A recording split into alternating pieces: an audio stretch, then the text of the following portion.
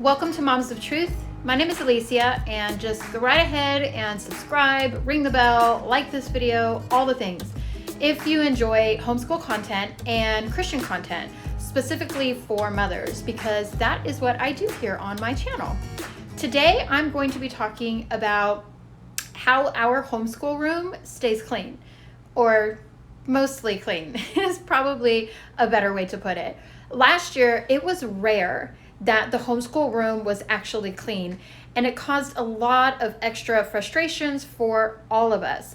We were constantly searching for supplies and not being able to find them. And then we weren't able to complete our assignments. This made our days longer than they had to be. And I don't really feel as though it was a good way to honor God, who has blessed us with this great space and all of the materials and books and activities that we have available to us to learn with. So this year, I was determined to do something, anything, to try to help keep our schoolroom tidy. So one of the first things that I did was to establish a schoolroom rule of cleaning up after yourself before you move on to something else. Now, this really hasn't worked like magic, like I would like it to. I have to stay on top of the kids as they go from one assignment to the next until the habit is really developed. But it is as simple as a gentle reminder. They know that this is a rule, so if they forget, I just remind them. And instead of a full-on fit, they're just kind of like, oh, sorry, I forgot. And then we just move on with minimal delays. Making this a rule to clean up before moving on has really helped us to not only keep the mess from getting out of control, but it's helped us to keep up with our supplies. We have lost a lot less pencils and scissors in the process. It also makes the end of day cleanup quick and doable, as we're not looking at a completely trashed out room wondering where are we going to start, but instead it's really just a few things here and there. The next thing that I did was actually write out these little mailbox cards with a chore on them.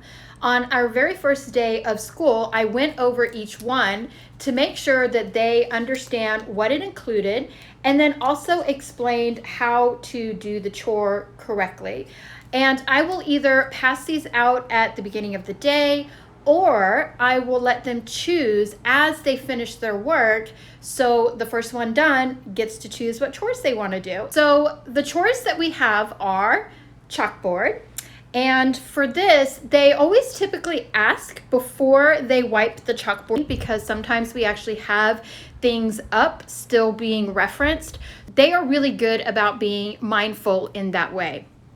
And then we have our baskets, and this includes all of the wicker baskets. Some of them have like math manipulatives, which we get into often, and then other materials such as science, origami, art. Those ones get a little bit messier. But the basket person goes through and makes sure all of the contents inside are organized and tidy. And then next we have our books.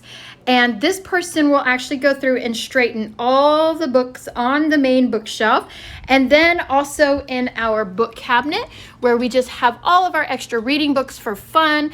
And they just kind of make sure that all of the library books also are in our library book crate so that we don't lose any, because we know that is a whole nother battle in itself. I'm sure you know.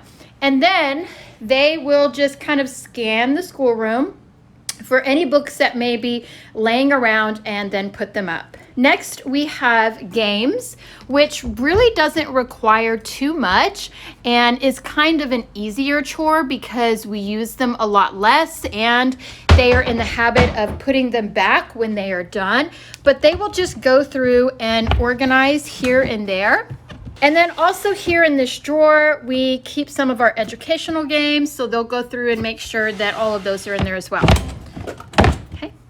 Next, we have supplies. We'll just kind of go through and scan the whole room and pick up any supplies that are left out and not put up, which is usually always the case as our days get busy sometimes and we move around from the desk to the floors. Sometimes go out on our balcony, and sometimes even we'll work on the staircase. So we'll find just random things like erasers, pencils, workbooks. And so the person in charge of supplies goes through the whole room, gathers those things and puts them away in their place, or puts them on the person's desk that it belongs to. And this chore is real security blanket, gathering anything that was not picked up or taken care of with someone else's chore. The last 3 chores that we have are actual cleaning, and that includes organizing all of the desks and the chairs, and then also our chalkboard area, because it drops lots of chalk dust onto this area right here.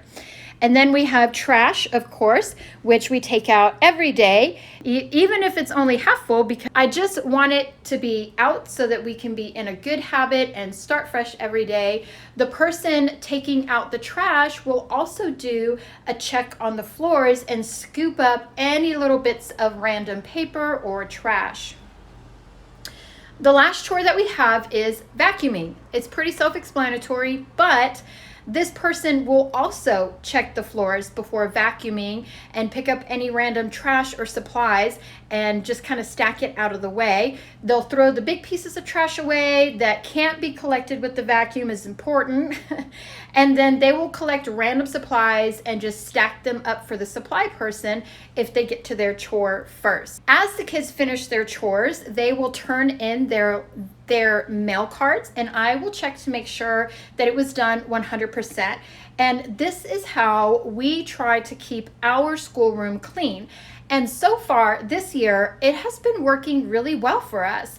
Some days we do finish not as thorough as the day before, depending on what we have going on, but we are working hard to keep this a habit and to keep the expectation the same so that everyone can adjust and it can just be our new normal. If you enjoyed this video, give it a like and also subscribe to the Moms of Truth channel if you haven't yet.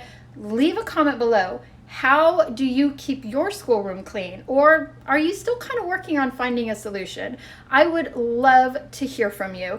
And before you click out of this video, check out the Moms of Truth Instagram page.